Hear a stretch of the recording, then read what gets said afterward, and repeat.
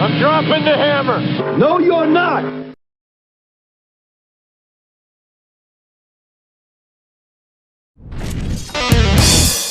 The Alpha Men Podcast is presented by Garage Door Commander. Fueled by a hell of a lot of PBR. And produced by TJ Michaels Creative. Narrated by Jamie Dennis. Graphics by Sven. Dedicated to Hendrik the Viking Poulsen. 2023, all rights reserved.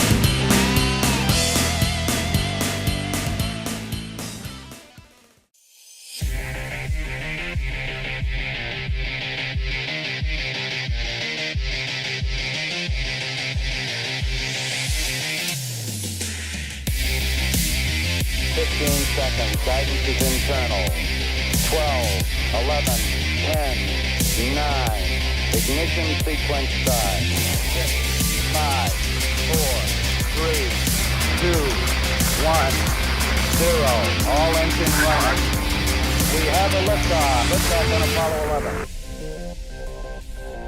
You ever notice how men are portrayed in movies and TV shows? Tired of seeing men portrayed as dopey Homer Simpson clones? Tired of the attack on men? Tired of the woke labeling everything as toxic agenda? Tired of the wussification of the American male? Well, then you're in the right place. Look, we love and respect women around here, but the truth is, we're wired differently than the female species. And if there can be a place where the chicks can get together on TV every day, like that awful program The View, we figured there should be a place where guys can be guys, and we're capable of creating an equally horrid program. So get ready. This is a celebration of man. Because after all, who built the Empire State Building? Who built a rocket and landed on the moon? Who created the very computer algorithm that allows you to find this show?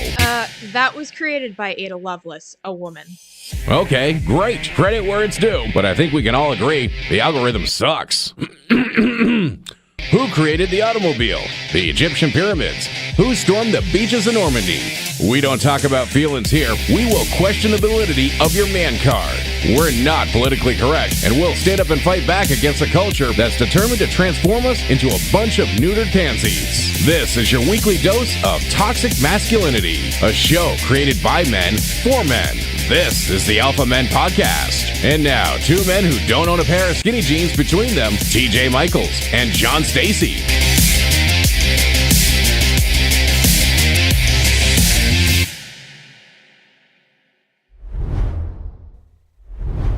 What is up, you sick, twisted freaks? Welcome to the Alpha Men Podcast, episode 9. And speaking of sick, my partner is along, John Stacy from Trinity, North Carolina. I'm TJ Michaels from Barrie, Vermont. And we have an incredible show for you tonight. You got the sunglasses on. You're not feeling good today. A little bit under the weather. A lot under the weather. You got that new COVID strand or what? What's the deal? I got no clue. It hit me like a ton of bricks yesterday. It's been coming on since Friday, but yesterday and today, holy crap. Don't be a wuss. All right? I'm being a wuss. Don't be a wuss. Take half my man card today. Here's the deal. 20 years doing morning radio. Doesn't matter how bad you feel. Doesn't matter how sick you are. Doesn't matter if your wife just asked you for a divorce. Doesn't matter what's going on in your life. Your kid told you they hate you. Doesn't matter. Showtime is go time, right? Yep. And this is sponsored by Dayquil and Halls. But I'll make it through it. He's having a rough time.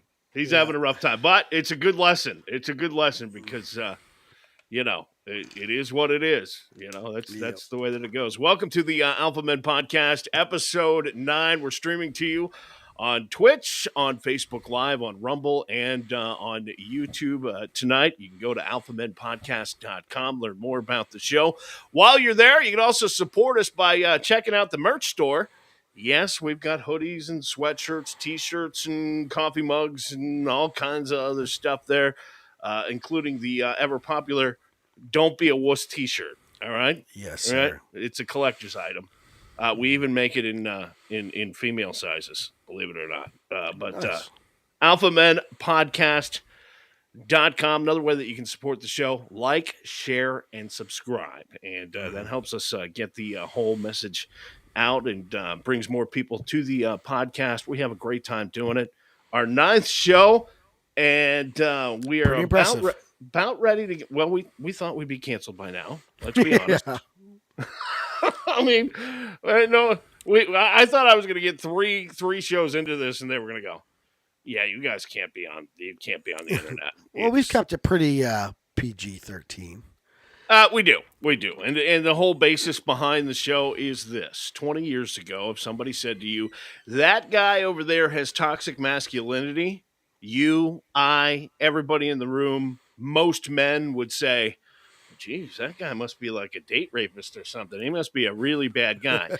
That word, toxic masculinity, has been overused so much that now everything a man does is toxic masculinity. You're breathing. That's toxic masculinity. That's the way that it is easy on the you breathing because you got phlegm and all kinds of other stuff going on. But nonetheless, If you see me do this, I hit the mute button. Just keep talking. Right. That is why we're here. We've got a great show for you tonight, but we start on a very, very somber note. Yeah. It's been 7 years since Eric Ward took his life. Brian and Kendra are great people. I just want to give a little shout out. I mean, it's not a day to be shouted out to, but that no matter what's going on in this world, we're not going to forget about, Eric here or any other soldier who took their life at 22 a day.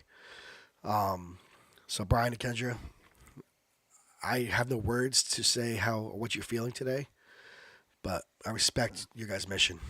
And the mission is the Forward Project, forwardproject.org, No. forwardproject.com.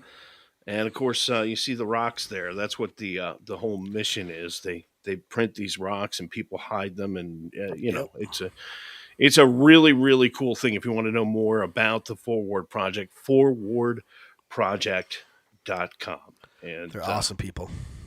Absolutely. Eric Ward, we miss you. Miss you, sir.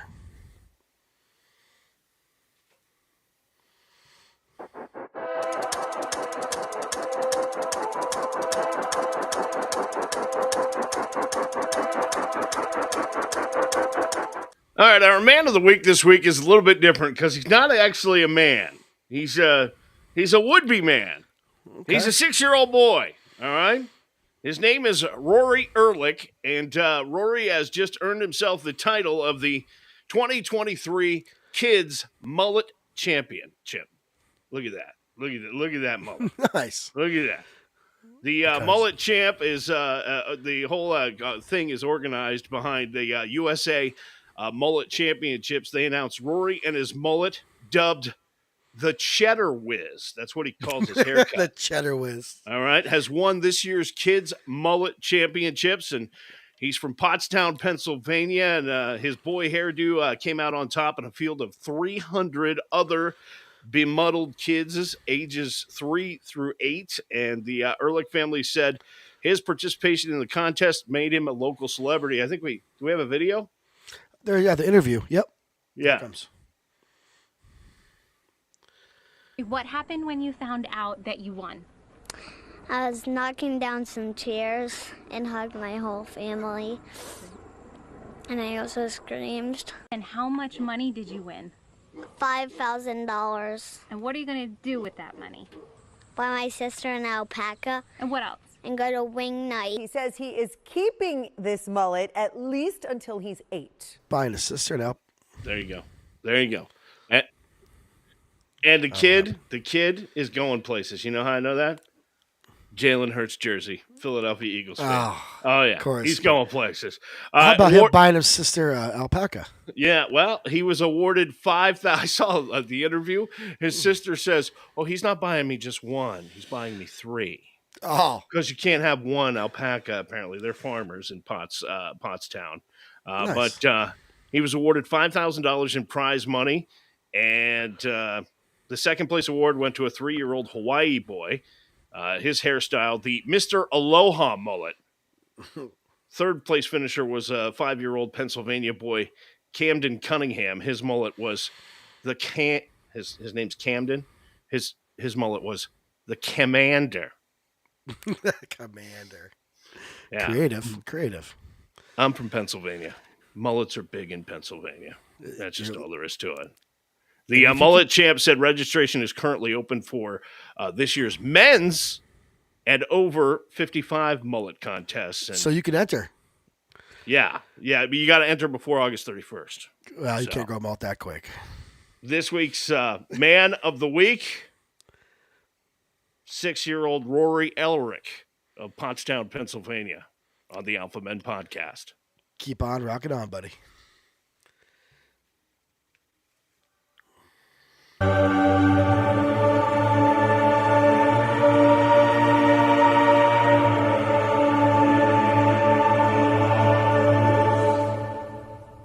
It's funny that we're about to do this week's sign of the coming apocalypse, and John sounds like he's going to die.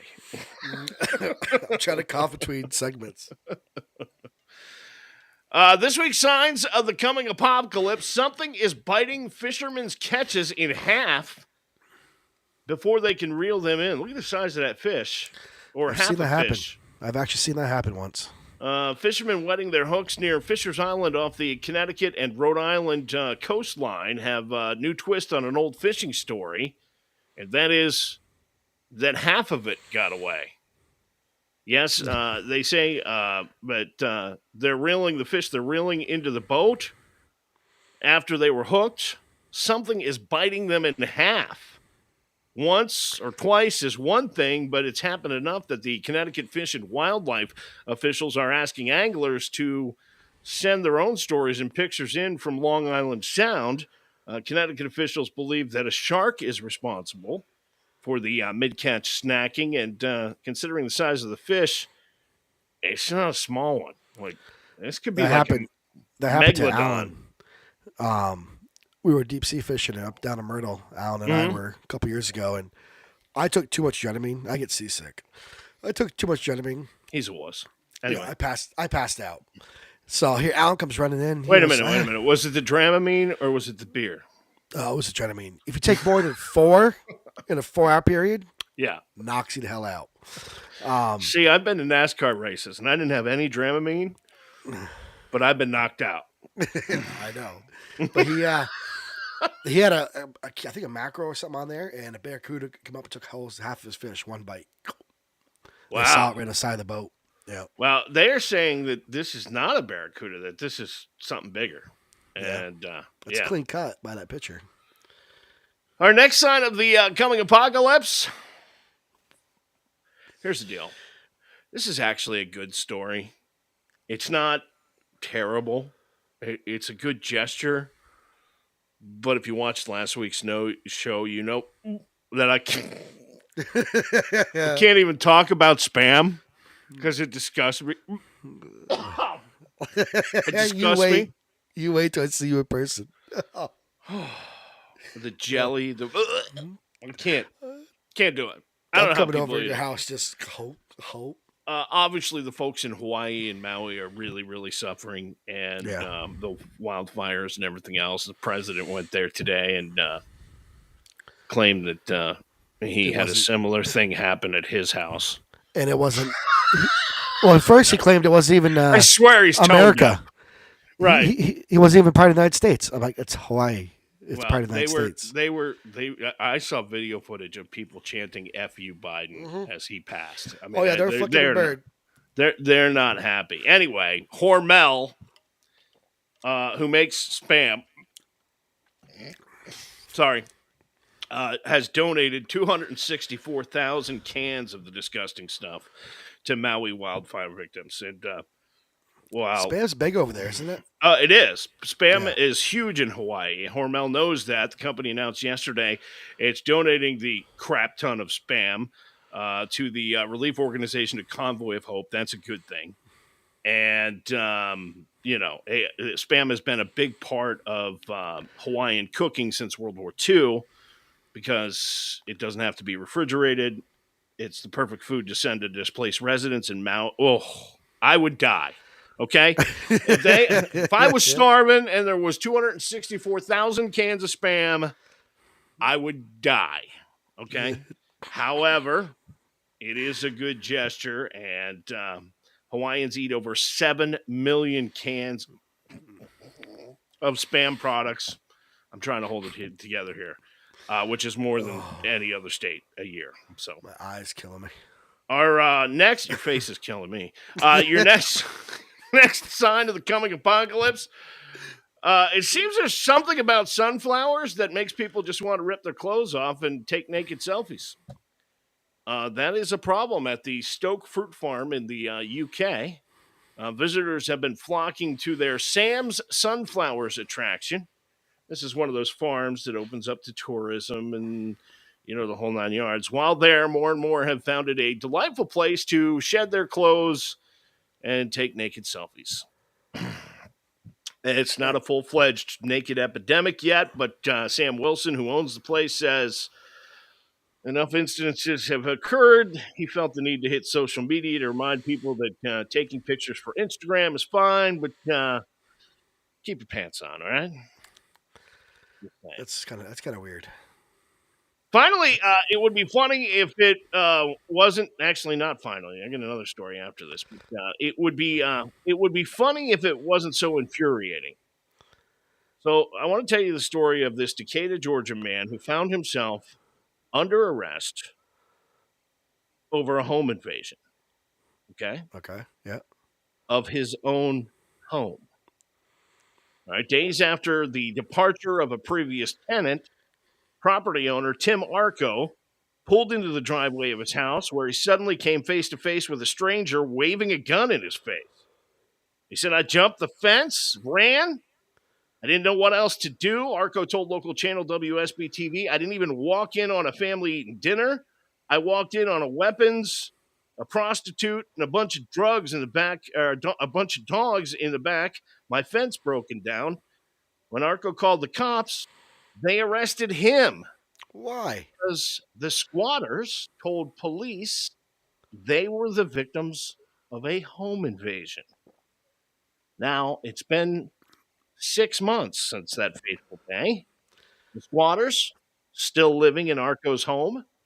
In the meantime, 2 of the new residents have died from drug overdoses. The wheels of justice turn slowly, but they turn, and eviction orders have been issued, with local marshals hoping to take back the residents by next month. It is absolute insanity that this guy got arrested. Oh my God! He handled it better than I would have. How would you handle it? I'd bulldozer. Yeah. I mean, straight up, Unbelievable. just screw it, build a new house. It's his own house. Yeah, he's got a bunch of squatters living there. Unbelievable. Finally, let's face it, an angry drunk can be scary. Raccoons can be scary. But how about angry drunk raccoons? Yes, it's a problem over in Germany. Germans aren't used to the critters. They are native to North America, but they were introduced to Germany in the early 1930s. And since then have been growing in number until they become a major problem. Germans who've been impacted by raccoons have observed them breaking into homes and causing an impressive amount of damage in the process. They blame them for killing pet rabbits and fish, and they say some of them have developed a taste for beer. And they're saying that is playing a role in their brazen behavior. Isn't there a movie about a cocaine bear? There is. There's probably a movie. Yeah. Drunken Coons. Drunken Coons. Yeah, absolutely. That is this week's Signs of the Coming Apocalypse on the Alpha Men Podcast. Tales from the Old Couch.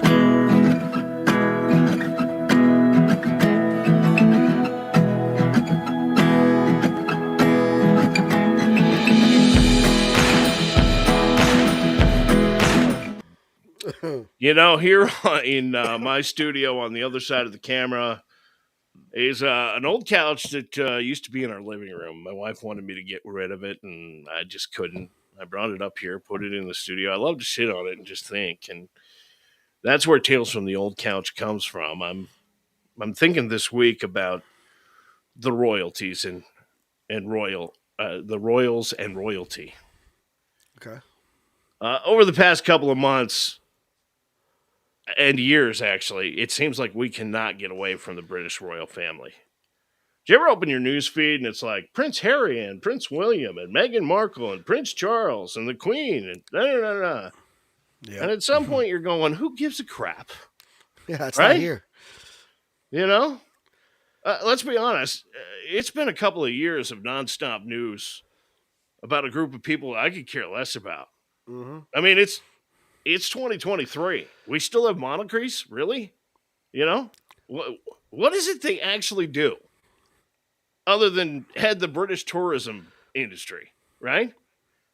There was a time in the early 1980s that Prince Charles married Princess Diana, and she was a commoner. And that I might be able to understand because it was, it had never happened before, right? He's marrying a commoner, at least to the British people. But why did I care? I was 9. And to be honest, I didn't. Fast forward to today, I don't care who's king, who slept with so-and-so, who cheated on who. I don't care about who's not talking to who wants out. I don't care who wants privacy. I don't care. If it stopped the daily barrage of articles in my news feed, I'd be okay with all of them simultaneously choking on a crumpet or whatever the hell else it is British people eat.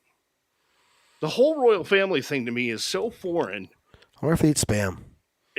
Stop. It would be like us anointing the Kardashian family as our royal family, right? Like, what do they do? Right?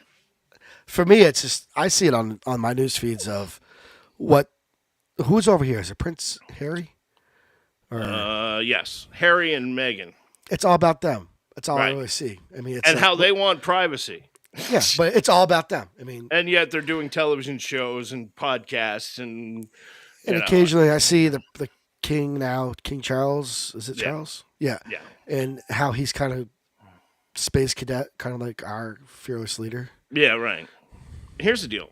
I can't figure out, other than being the highest paid PR people in the world, what they actually do. And everything they do comes at the expense of the British taxpayer. Great expense. Yep. Do you know how much the coronation of King Charles cost? I mean, a crap ton of money. All right.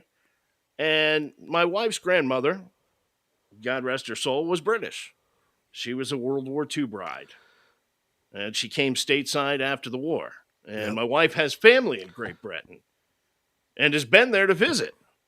Oh, nice. She wants to know everything about Harry and William, Horseface Camilla, King Charles, the recently departed Queen, Meghan Markle. Good God, I don't even have close to the bandwidth or even care a little bit. Okay. No wife of mine, I don't care. If someone was mean to someone else or Camilla made one of the prince's rooms into a wardrobe, I don't care. Headlines about them every day, wherever I go. I cannot unlearn that Prince Harry once took a mushroom at Courtney Cox's house, despite never having wanted to know about it in the first place. All right? Really I find the existence of the royal families really to be kind of an insult to basic humanity. I mean, if you think someone deserves to be royal simply by being born into a particular family, then you probably believe other people should be born into servitude and be slaves.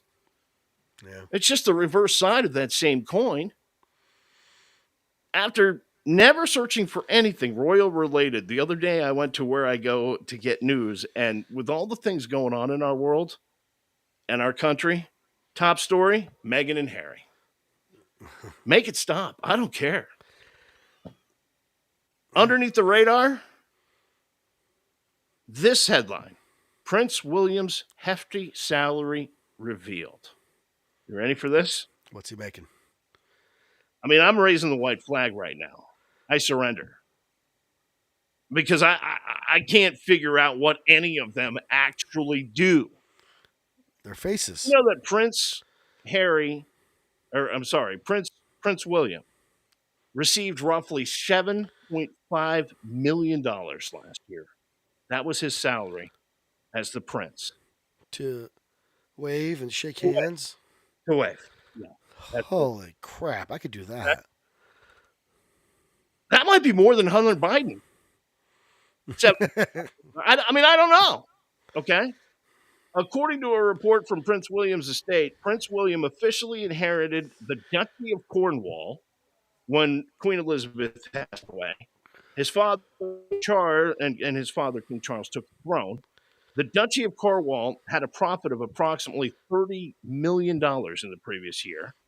And due to inheriting it, William received only half of the $30 million, and half of that, $15 million, was reinvested, leaving him with just $7.5 million. Here's the deal. Next year, Bill gets 100% of it. For what? So, what do? Well, they plan events, but they're royal, so really they don't. Other people do it for them. Yeah, they have all these other people doing right. it. Well, the King Charles planned the gala. No, he didn't. He has a staff. He has a staff that planned the gala. Okay, he just showed up and was told to go this way and that way and this way and that way. Right. They do charity projects. No, they don't. That means they just show up and wave. That's their charity projects. They fund the arts and culture. Yes. On the back of the British taxpayer. Right? So Charles's big thing is climate change. For the love of Pete. William, wildlife conservation. Camilla, the National Theater. And Kate handles a research center.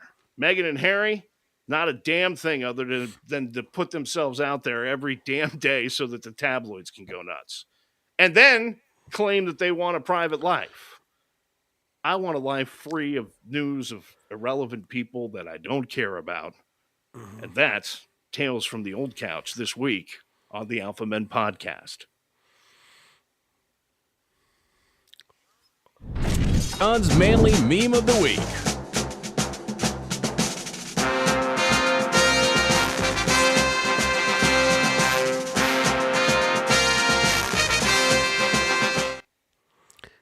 Patriotism means to stand by the country and does not mean to stand by the president. Theodore Roosevelt. And that's very perfect. good. What's going on today? Patriotism means to stand by the country. It does not mean to stand by the president. It kind of saddlebags back to what you were talking about. Of I think it was the Old Couch a couple episodes ago. Of we're so divided. Yeah. And everybody forgets that first word, patriotism. Well, last week we spent a lot of time talking about Oliver Anthony.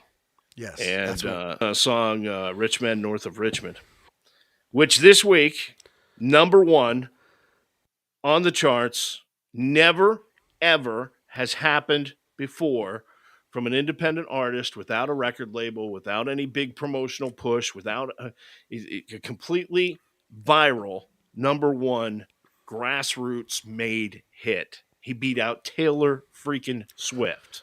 Yep. All right? I'm proud of him.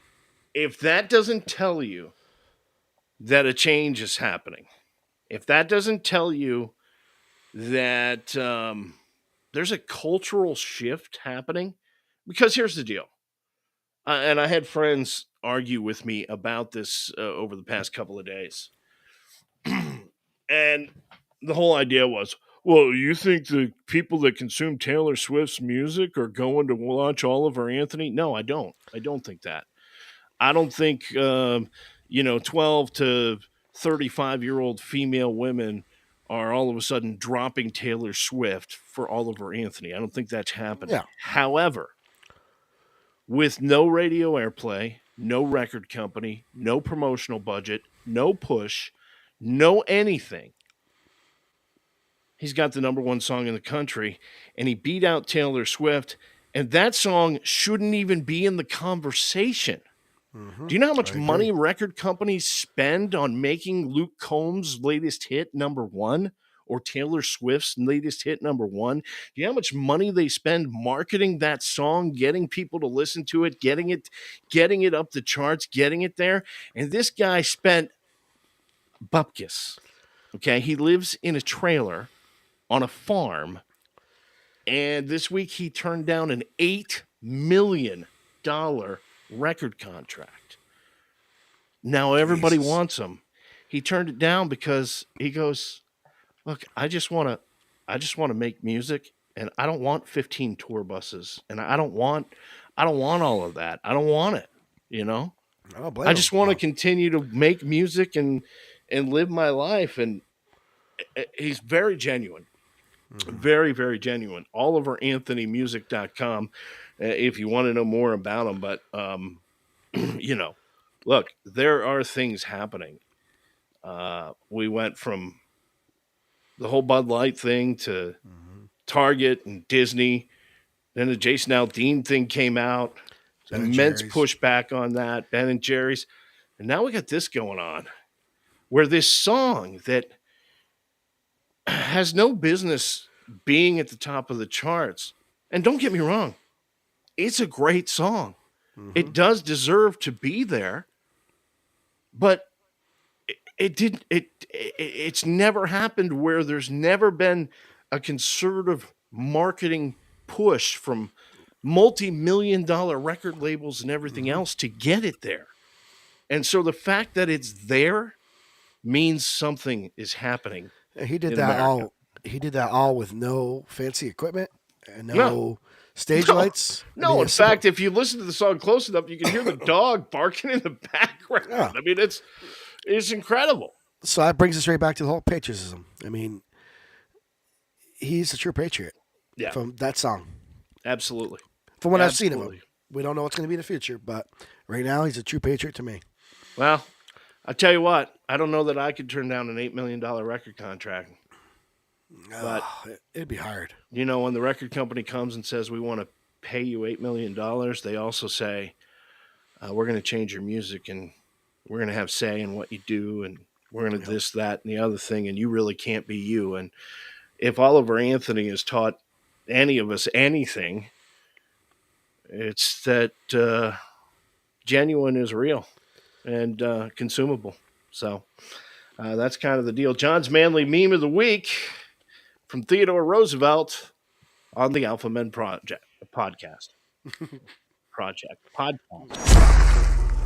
For the verdict, this is Mancord. All rise. The sometimes Honorable TJ Michaels presiding.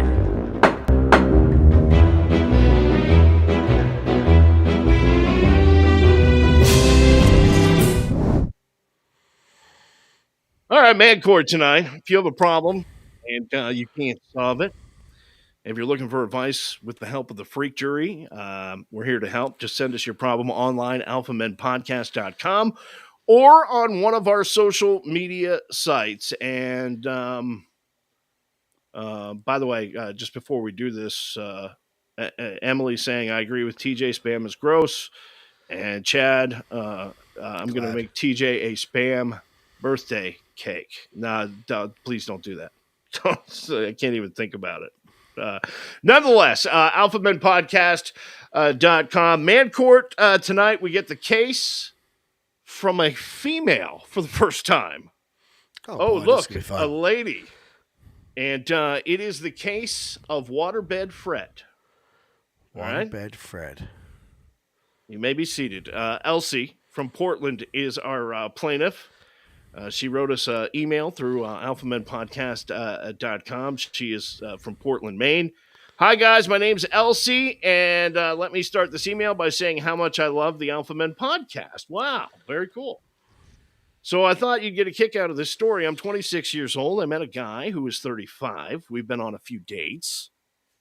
Okay, this sounds okay. We haven't done the wild monkey dance yet, but one of the reasons we haven't done it is he tells me he has a waterbed.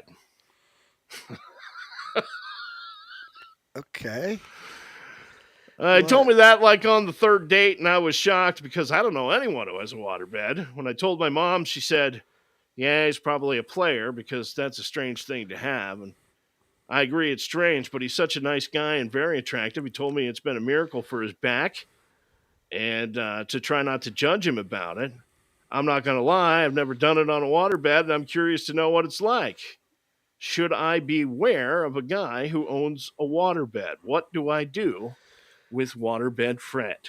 Waterbed Fred. Wow. Elsie in Portland, Maine. All right. Right, here's the deal. You're I had a older. wa- You're much older than I am. I had a waterbed for years.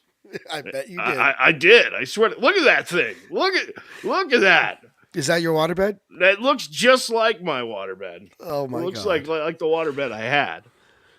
And here's the deal. Say what you will, it was actually very comfortable, and the ladies liked the waterbed. I'm just saying. Every girlfriend I had wanted to lay on the waterbed. So, smartest thing I ever bought, to be quite honest with you. And now that I think about it, not sure why I don't have one today. In fact, if I could bring back one thing from the 80s, it would be the waterbed. I've never had a waterbed. They still do sell them. Really? Yeah. Where? I've never seen one. I live in the furniture capital of the world here. Here's the deal. If you type in, I think it's waterbedwarehouse.com. If you type it in there. And I don't know why waterbeds have gone the way of the 8-track. I don't, because they really were comfortable. Because you have 1,000-pound freaking thing sitting above a room? Well, upstairs? If it's on the first floor, what do you care? Well, you're all set then. You imagine if one of those broke? Oh my god! Mine never broke. My buddy had one that was in his house. I remember him calling me up saying the freaking thing it broke. He wasn't even on it. I guess it broke in the middle of the day, and it started pumping out all through his house. I know. I just figured it out. I know when I got rid of my waterbed. When you got I was married. in Williamsport, Pennsylvania. Actually, I was living in Jersey Shore, Pennsylvania, and I was working at the radio stations in Williamsport, Pennsylvania, where they're playing the Little League World Series, right? Yep. And I lost my gig. I had to find a new one, and I had just met the woman who would become my wife, and the first audition I sent out to the new prospective radio station was in Gainesville, Florida, and they hired me on the spot. And we decided that we would get a different bed when we got to Florida. And we packed everything up and didn't take the waterbed. That's where the waterbed went. Now that I think about it, I wish I still had that waterbed. All you had to do was roll it up like a tarp. Yeah, no, dude.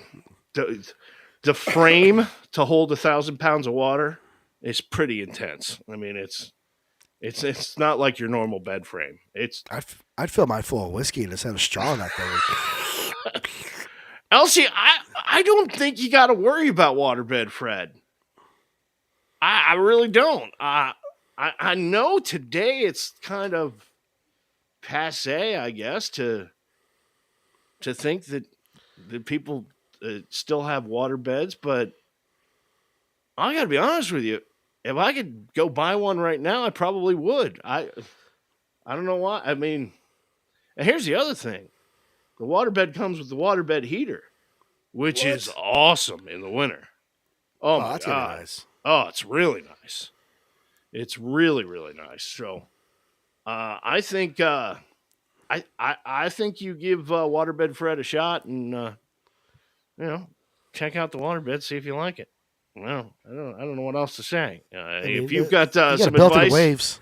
You got a built-in wave system. It's a little more motion. I never used one, so I couldn't tell you. Elsie, I'd stick with Waterbed Fred. Matt is Man Court tonight on the Alpha Men podcast.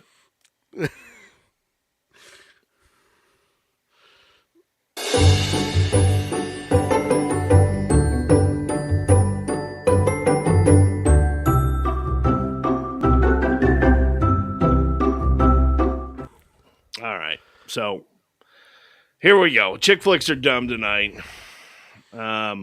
This one wasn't too bad. This week we're gonna check out Tom Cruise's worst movie, and I don't know any other. I don't know any other way to put it. 1988 Cocktail. Tom Cruise plays Brian Flanagan, an aspiring millionaire who falls back on bartending and gets a lesson in life and love. Now, Tom Cruise as you're aware, has been a spy. He's been a hitman. He's been a sports agent. He's been a fighter pilot. He's been a Race car NASCAR driver. Oddly, a samurai warrior for some reason. Oh, yeah. He does his own stunts. He jumps on Oprah's couch. He follows a religious cult that was created by a science fiction writer. But all of that is true. Today, we will look at the 1988 blockbuster Cocktail on Chick Flicks Are Dumb, where Tom plays a bartender. Dun, dun, dun. Yes, Tom is Brian Flanagan, a cocky young man with big dreams. He leaves the Army to go to New York City and make it big.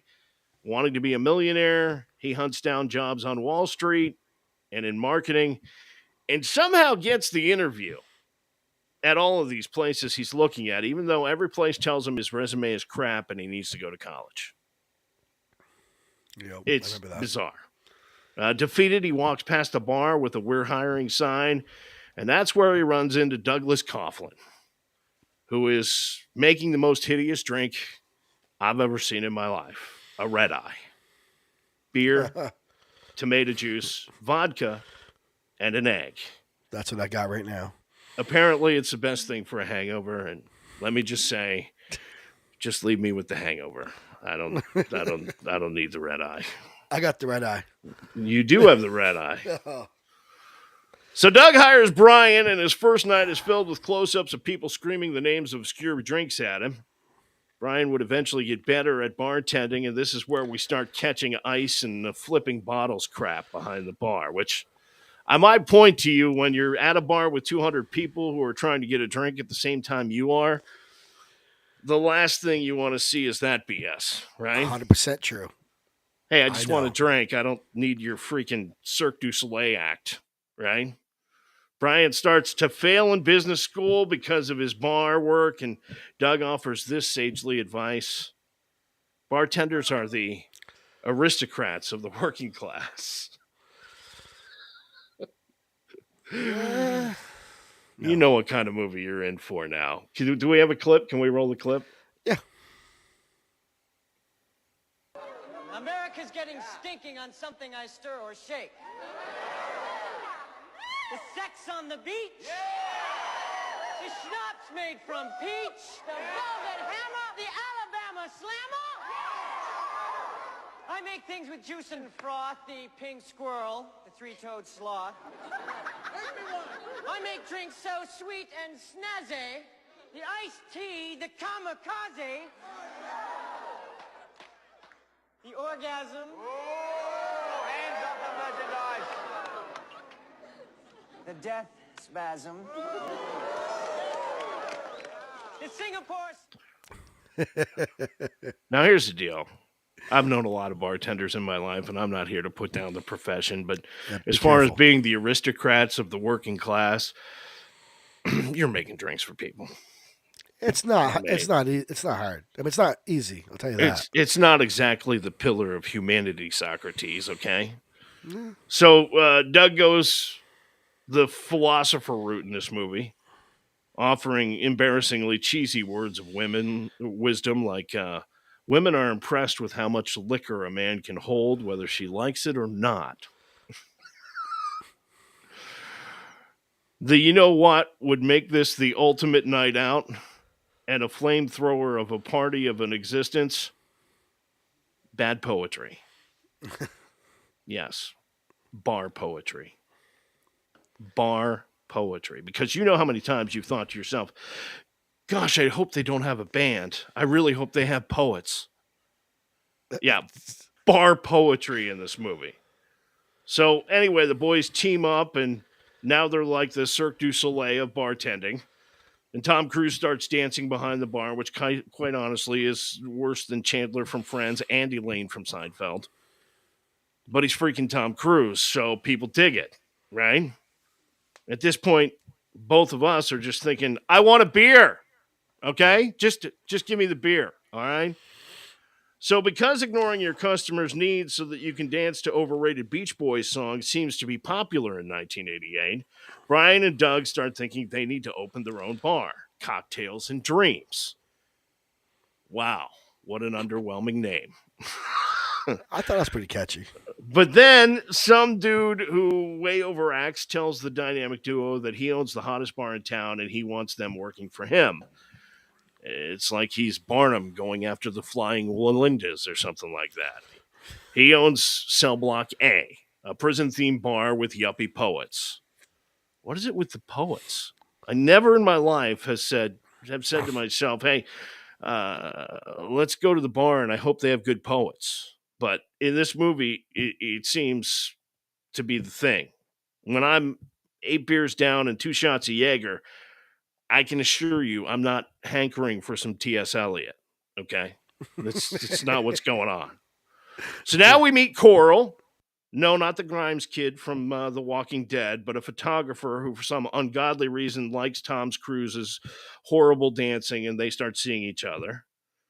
And next, Brian hashes a plan to open up he and Doug's bar by moving to Jamaica during the off-season, because apparently during the winter months, bartenders make serious coin, like $400 a day.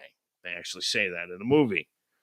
Now, John, I don't know about you, but and I don't know about New York, but I do know that I live in Vermont, and there's no such thing as an off-season when it comes to drinking. I mean, it doesn't happen here. In the bars, it does.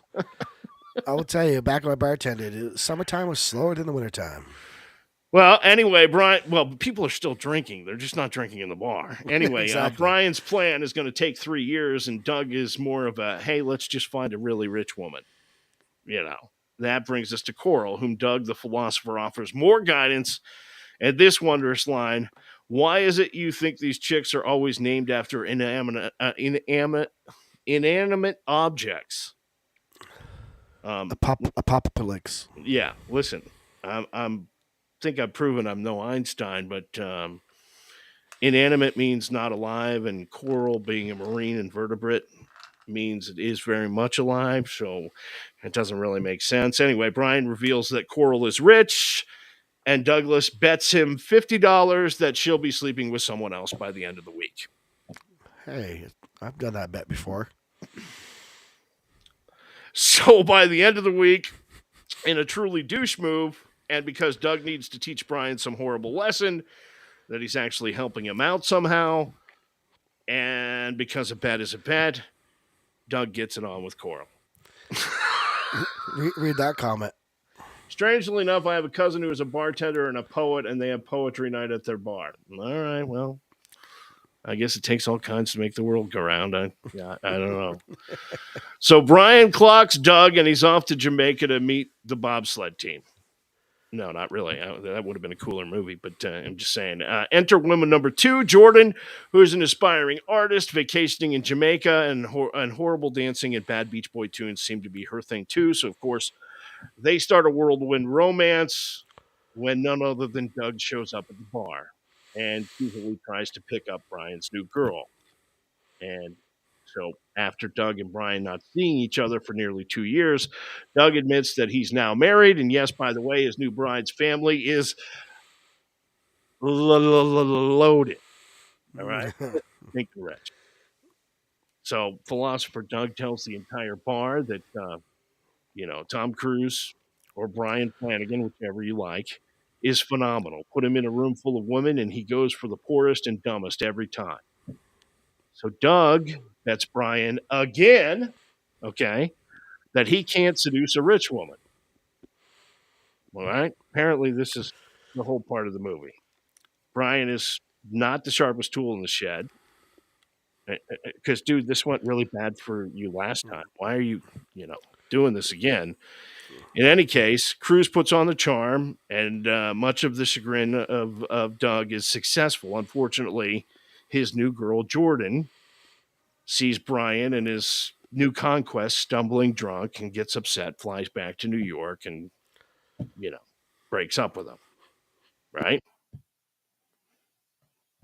Fell for it again. Ugh. This guy, Doug, is a douche.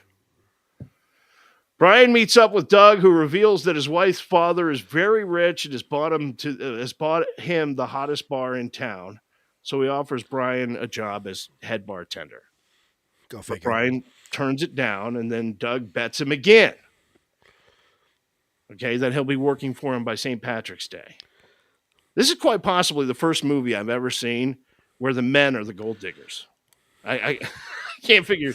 And at this point, you cue the soap opera piano because we're back in New York and Brian isn't happy being the boy toy of his new rich Jamaican booty call. So they break up. He seeks out Jordan, girl number 2. She's a waitress and intentionally shows him the specials in a restaurant by dumping them on him. All right. And then he utters the corny line, I'd think twice about ordering the specials. It's horrible. It's just horrible. The whole lineage was. One reviewer said, it's so corny, it's like eating corn on the cob while watching Children of the Corn and listening to the metal band Korn. That's how bad the movie is. Brian tries to justify his actions with Jordan back in her apartment with logic. He says the truth to her, believe it or not. I did it for a bet. Oh, you shouldn't know. Come on. Really? I've been there. He says, this is the speech. You see, a guy lays down a dare for you. You got to take it. I'm sorry. If a guy lays down a dare, you got to take it.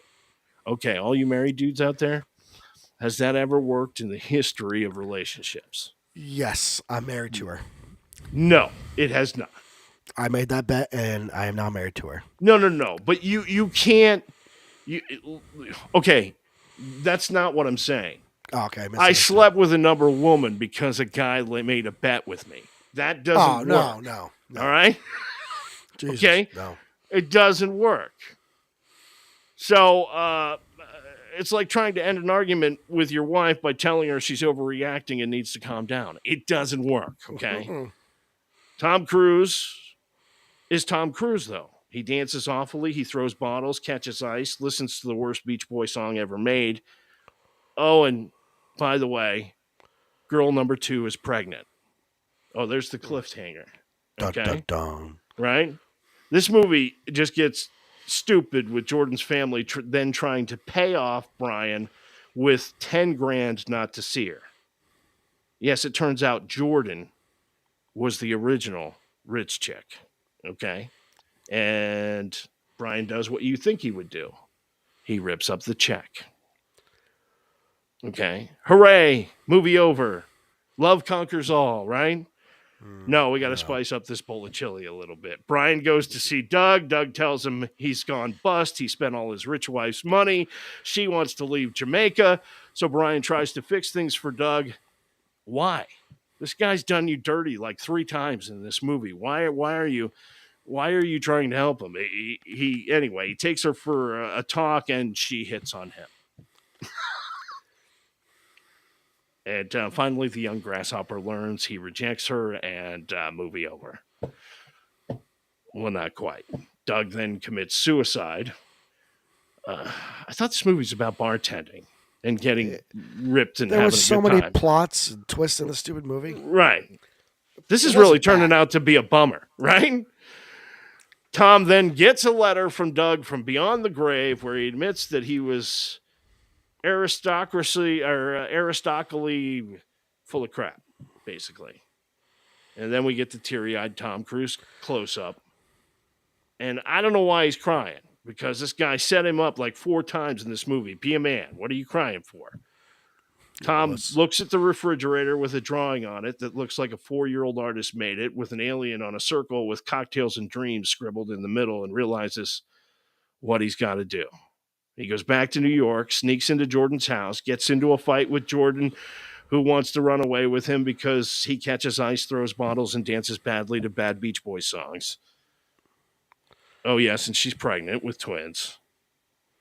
And that's what happens. So Brian and Jordan get married, and he opens Cocktails and Dreams, and he caps off the whole thing with an awful poem in an Irish accent.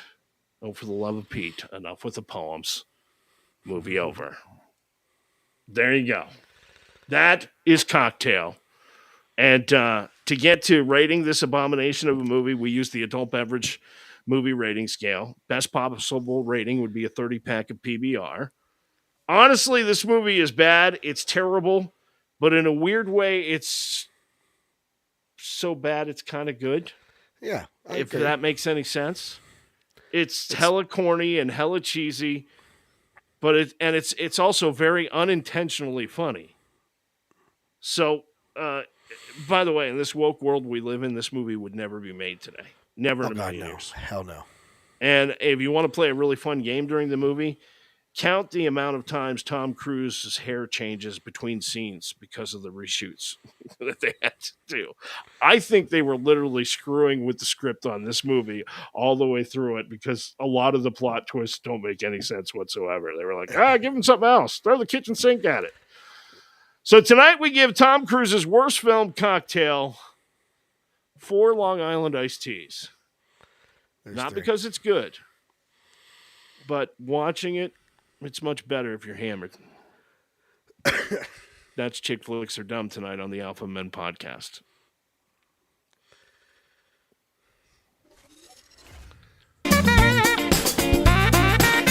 Who needs a foot in the ass? The Alpha Men podcast presents My foot into this thing called your ass. the Red Foreman Awards. You dumbass. One of my favorite shows from the 80s, 90s, I guess, was that 70s show. Love Red Foreman. Tonight we hand out the Red Foreman Awards to the people this week who need a... You'll have a classic case of foot stuck in ass. Oh, yeah. Foot in the ass. And we start with Justin Carter. Yes, Justin Carter's 24 years old. He was popped for applying to be a police officer in Georgia. There you see his picture. After discovering he has multiple warrants out for his arrest in Georgia. Yeah, he applied for the position through an online application while hiding out in South Carolina, according to a press release from the Monticello Police Department. After Carter arrived for the physical fitness test, officers noticed discrepancies in his physical appearance from his background check. That's when they discovered his real identity and that he had a nationwide arrest warrant. Oh, crap. After allowing Carter to take the fitness test, he was taken directly into custody and is now awaiting transportation back to Georgia. But congratulations, not all bad. You get a Red Foreman this week from the Alpha Men podcast. Dumbass. So wait, if you can't beat him, join him? Join him, I guess. Yeah. Wow. Next, we tell you about 49-year-old Daniel Jason Coleman of Provo, Utah. He's been nailed with a third-degree felony charge of burglary. Now, cops say a bystander noticed Coleman entering a meeting house at the Church of Jesus Christ of Latter-day Saints. That was after he was allegedly seen wandering the streets and looking through cars. Once inside the church, cops found Coleman allegedly searching through the cabinets in the kitchen and putting a bag of chicken nuggets back inside the fridge, pulling 3 or 4 chicken nuggets from the microwave and eating them. After being taken into custody without incident, Coleman admitted to nugget thievery. He wasn't chicken. He gets a Red Foreman Award this week. Dumbass. After a 3.5-year manhunt, Gordon Hunter Peterson, 63 of Cedar Hills, Utah, popular place this week. Yeah, there's the nuggets. That was the nugget story? Yeah. Then what the hell is this one? I asked you yesterday. That was for the nugget story. Oh. Yeah. Well, we're going to go to this guy then. How about this one? That's the guy. There you go. There you go. I have no After a 3-year manhunt, Gordon Hunter Peterson, you see pictured there, of Cedar Hills, Utah, has been arrested on charges of allegedly selling a fake COVID-19 cure. He's holding it there in the picture. The U.S. Attorney's Office for the District of Utah announced Monday Hunter allegedly appeared in multiple YouTube videos before COVID-19 vaccines were approved, selling structural alkaline silver. He allegedly claimed the product was a cure for the virus because it resonates or vibrates at a frequency that destroys the membrane of the virus, making the virus incapable of attaching to any healthy cell or to infect you in any way. The release states a federal grand jury indicted Peterson on July 23rd of 2020 on charges of wire fraud, mail fraud, felony introduction of misbranded drugs into interstate commerce with intent to defraud and mislead. After he failed to appear in federal court in relation to the indictment, a warrant was issued for his arrest on August 25th of 2020, officials say. He's been on the lam for nearly 3 years. They finally caught him this week. However, does his stuff work? I don't know. I'll try right about now. I'm not the even argument, a dumbass. The argument can be made that the vaccine doesn't work. So, did he really do anything wrong? I don't know. Finally, Calhoun County, Alabama correction officer arrested and fired for stealing Pokemon cards. Really? Seriously? This guy? Yeah.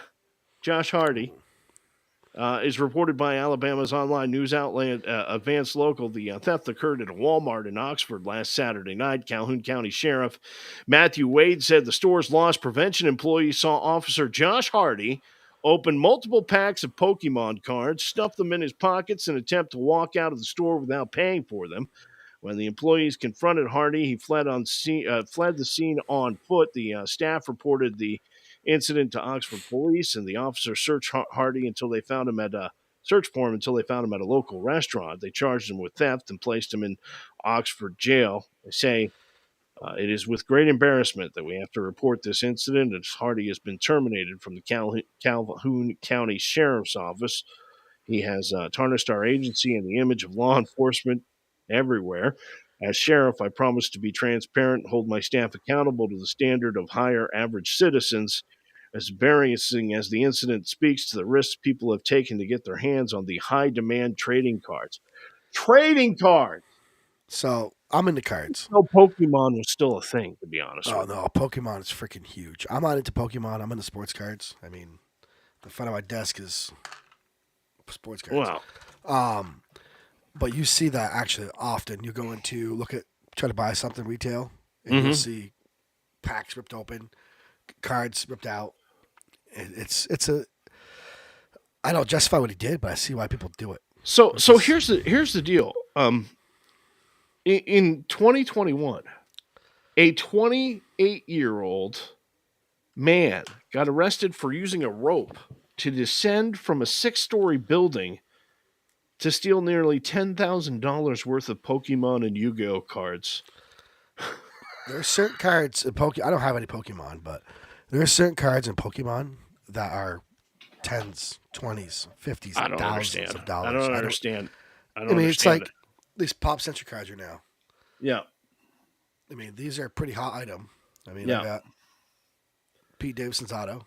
It's only worth like $100, but you have some cards that are worth thousands, tens of thousands, millions. Some. Unbelievable. It's crazy. Unbelievable. That is the Red Foreman Awards this week on the Alpha Men podcast. There's nothing more manly than motorsports. These are John's red flag moments.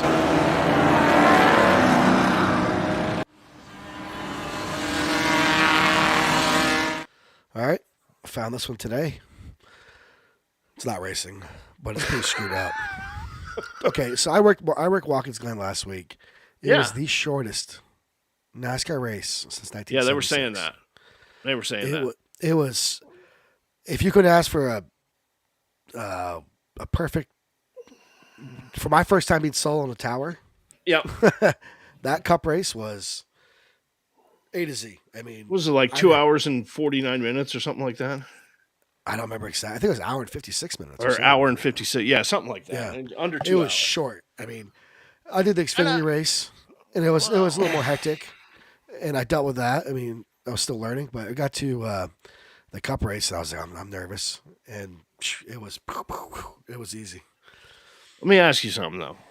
Hour and 56 minutes, hour and 59 minutes. Is it a good thing? I mean, for me, I get that, but for the fans, is it a good thing? At a road course, no, because there's not a lot of passing. It comes down to strategy and pit road strategy. I mean, look at Chase Elliott, ran out of gas. Yeah. I mean, that's the only caution we had is because Chase ran out of gas. Sure. Yeah. So, I mean, I get what you're saying. If that was like Daytona, right? Oh my God, people would be up in uproar. But a road course, it's single file strategy pit stops. I mean, it's not. Yeah. Yeah. So I mean, there's two sides of that coin. But yeah, I just think I know I've been to Watkins Glen. I've my brothers for years camped in the S's and at Watkins Glen, and I just like from here from Vermont, it's like a 6-hour drive to get there, and like I'd be irritated if I drove all that way and it was like 2 hours. Yeah, I get it. You know. Anyway, so this TikTok, it's like watching a fight that goes 2 rounds. You know. Yeah, they pay all that money for a 2-seat. Yeah. Anyway, so this is a TikTok video happened in Atlanta. It's pretty it's quick. So watch the pedestrians and watch the black truck. Oh, I think I saw this. Yeah. Oh. Oof. Just mulls him over. But that cop has no bullshit, screw around attitude. He bits him right there. Stiffs him right at the door. I love the hood hop. I mean, no effort. He just up on and he rips him out of the truck. You ain't going nowhere. Do we know if anybody was hurting that? I think some people were hurting that. I'm not sure. I didn't get the details of it. Yeah. But I saw that. I was like, I was trying to find a racing one that was pretty cool. But this just popped up. I was like, oh, I'm using that because it was for the cop. I mean, props to that cop. I mean, he saw what happened. He drove through the crowd of people who got hit and mowed that guy down. Yeah. So the pit maneuver is a really important thing, man. I'm glad they're doing that rather than let these guys continue on and cause more damage and loss of life potentially and everything else. But I mean, that cop must have been jacked or just full of adrenaline. Can you imagine what your adrenaline would be like after that? I mean, just rips him right out of that truck. I mean, just he was not screwing around. So I hope whoever he hit is okay, and hope that guy does some long time jail time for that. Yeah, absolutely. Red flag moment tonight on the Alpha Men podcast.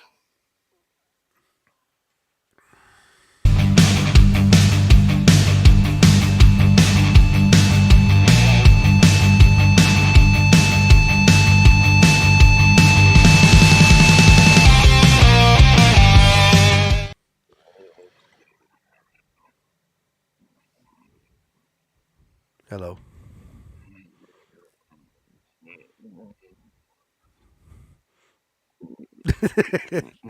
All right. I was like, what's going on? The Alphabet on Sports, a segment we call Your Team Sucks. And we start tonight with this Michael Orr thing, man. I just, you saw the movie The Blind Side. Yeah, it was great. And, man, the wheels are just coming off this whole thing. I've seen that lately. Leanne Tui said that the embattled couple intends to end their conservatorship. I can't now. What you're rubbing off on me? Conservatorship. There we go. Of Michael Orr. Randall Fishman also adding that he's already received every dime he had coming. Lawyer Steve Faris adding that the Tuies never needed Orr's money. And Sean sold his company for over $220 million. So you know that it couldn't be about the money. Throughout his NFL career, he pulled in over $30 million.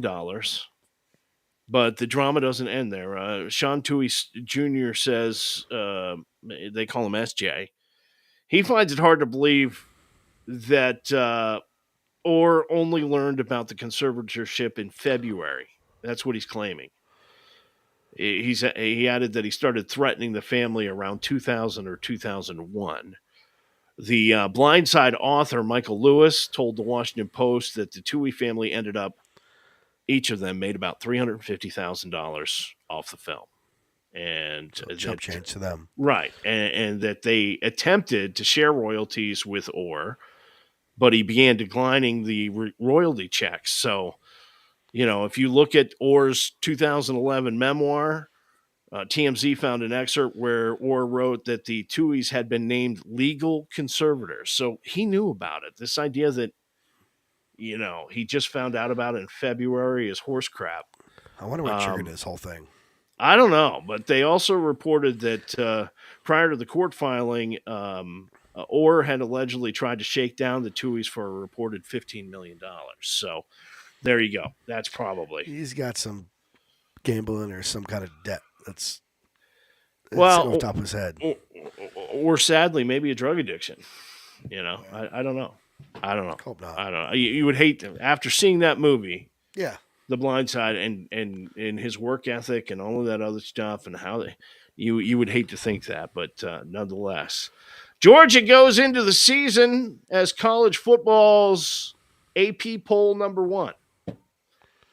60 first place votes. Number 2, Michigan. Ohio State 3rd. Alabama, LSU, USC, my alma mater, Penn State. Okay. That would be Penn State. Florida State, Clemson, and Washington rounding out the top 10. I'm looking forward to college football. I can't wait for college football. I get excited about college football. So Georgia going to be the big dog this year, according to the AP college poll. Rob Gronkowski, well, he's retired twice. Is there a chance he could ever come back for a third go around in the NFL? Hold on. The legendary tight end says, my picture is behind the Georgia Bulldog. There you go. The legendary tight end says one NFL coach could possibly convince him to come back. And that is New York Giants head coach Brian Dabble.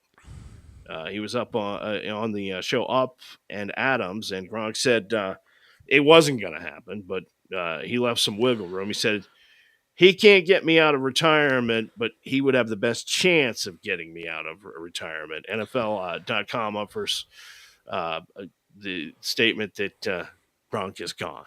That's just it. He's probably never coming back. His ship has sailed. He's selling shoes now. That's Gronk what he was does. Good. I'll give him credit. He was really good what he did. But, his time's done. Do you play fantasy football? Yes. All right. We've got some do's and some don'ts for you this week on Your Team Sucks. All right. Looking for an edge in your fantasy football draft? Here you go. This from NFL.com. All right. Here are the do's. Do get at least one running back in the first 4 rounds. Okay. Do account for changes in coaching and personnel. All right. Do target top-tier offenses. And do follow the volume, i.e. more targets usually means more fantasy points, right? That makes sense. Do consider an elite quarterback, but only at the right price. All right. Do stash upside on your bench. Do handcuff running backs from other managers' teams. Do target the right rookies. And do draft players you actually like. All right. Those are the tips from NFL.com as you put your fantasy football teams together. The don'ts now. Don't buy the injury-prone narrative. All right. So you're looking at a player and you're interested in him, you like him, all of that other stuff. Somebody says to you, oh, that guy's always injured. Don't buy that narrative. Go ahead, go for it. Don't fall prey to the recency bias. Don't be beholden to ADP, especially in later rounds. Makes also, sense. Don't commit a specific roster build pre-draft. Okay? All right? Don't be panicked by running back committees, RB committees. All right? Don't wait on selecting a wide receiver until the studs are gone. All right? And don't draft an, tight end. Make sure you get a good tight end. All right? Like Some of these tips really kind of self-explanatory, but NFL.com has the complete article there, and I thought it was cool. It should just yeah. No, I totally agree with the whole aspect of it. For me, it comes down to what I've seen in the past. Now, when you get to the rookies, That's different for me. I don't watch college football. Some people Get watch yourself Jalen Hurts. Stay away from Dak Prescott. Who? Never heard of her. Yeah. Dak Prescott. Yeah, no. Nonetheless, those just some tips for your fantasy football teams on Your Team Sucks, the Alpha Men podcast.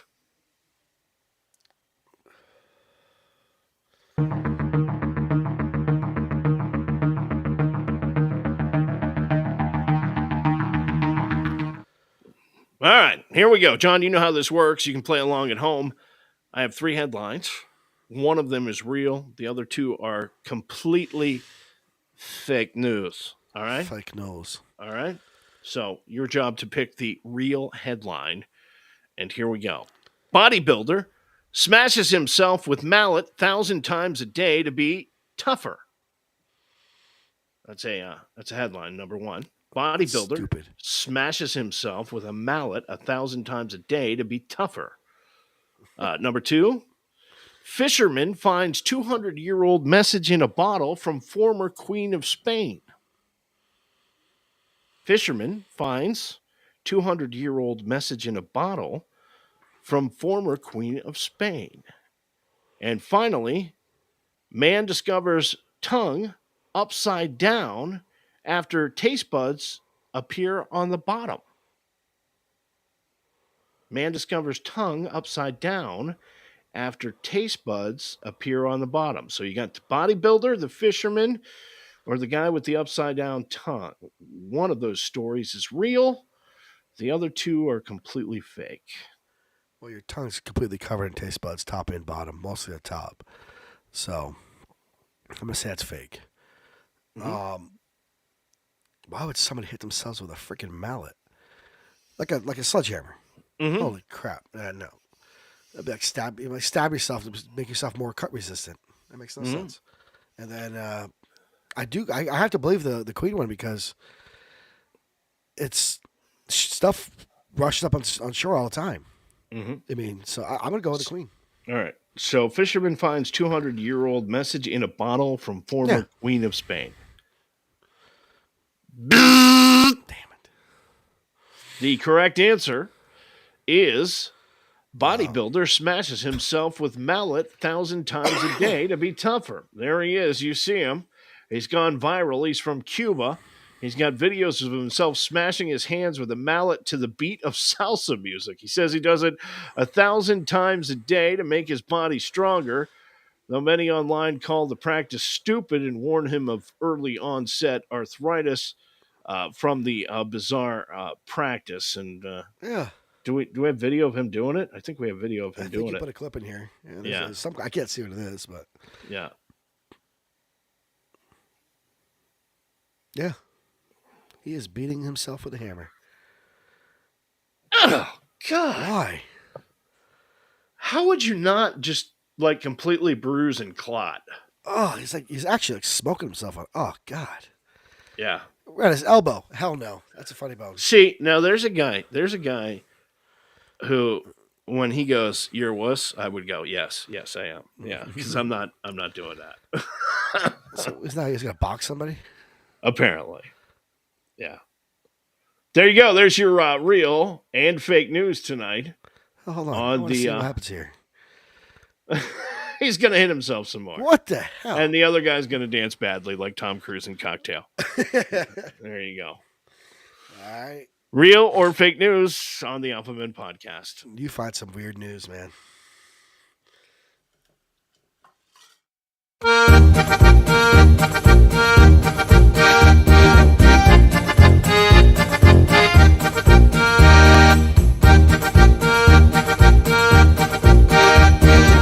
Down. That's damn loud. Well, tonight on Beers on Tap, it is that time of year. Sam Adams Oktoberfest is out, and Jacko and Shipyard Pumpkinhead, and all kinds of other stuff. So we thought this week our Beers on Tap segment would come to us from the Shipyard Brewing Company out of Portland, Maine, and Deep Rivers Pumpkin Pie Porter. All righty. Of course, Pumpkinhead from Shipyard is iconic. Pumpkinhead they've been brewing this in Maine for a long time. In fact, it's good beer. Do you know how old it is? Do you know when they first started making it? 1996. Believe it or not, So, it was tried one in of 97. It was one of the first pumpkin beers, and of course, the Shipyard Brewing Company has been around in Portland for about 25 years. Renowned master brewer Alan Pugsley makes this beer, and 1996, man, I they've iconic mascot too. I don't know if you can see the guy. Jack. That is Pumpkinhead Pete on the label. Pumpkin has a name. I didn't know that. Yeah, Pumpkinhead Pete. So, I was reading the back of this can. Mm-hmm. This is from North Carolina. It's a North Carolina beer. Yeah. Or porter. Yep. It's a little long, but I'm going to read this real quick. Our pumpkin pie porter won't stick to your ribs like Grandma's cooking, but it sure packs a fistful of flavor.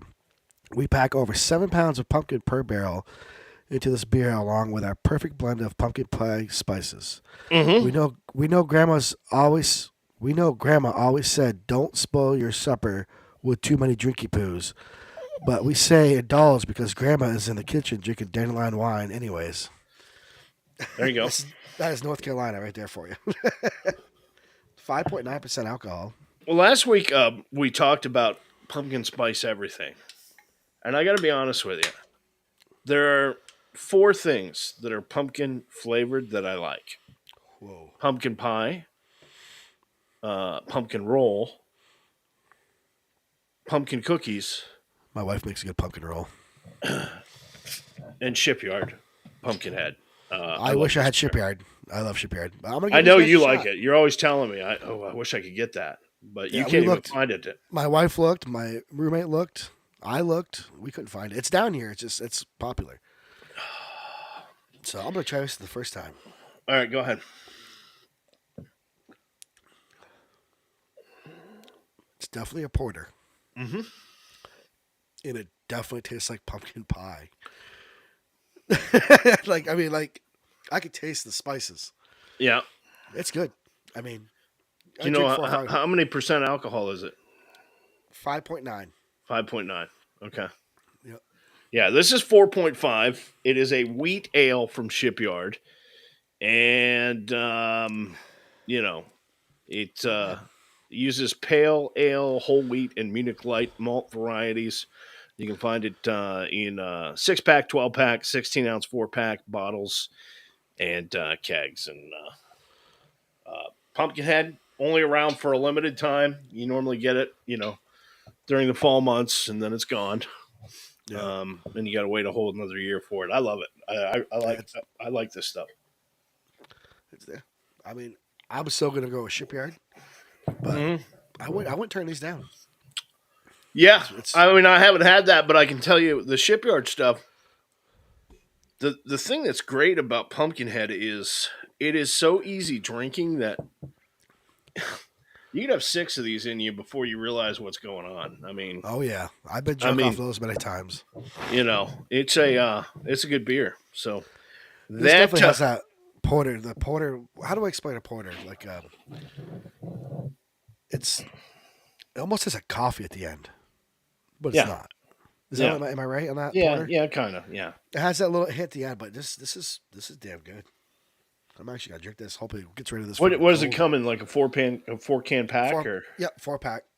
Yeah, yeah. It's just, they're all making 4-can packs now because they can charge you like $27 for a 4-pack now. I think this was like 12. I think. No, I know, but think about that for a second.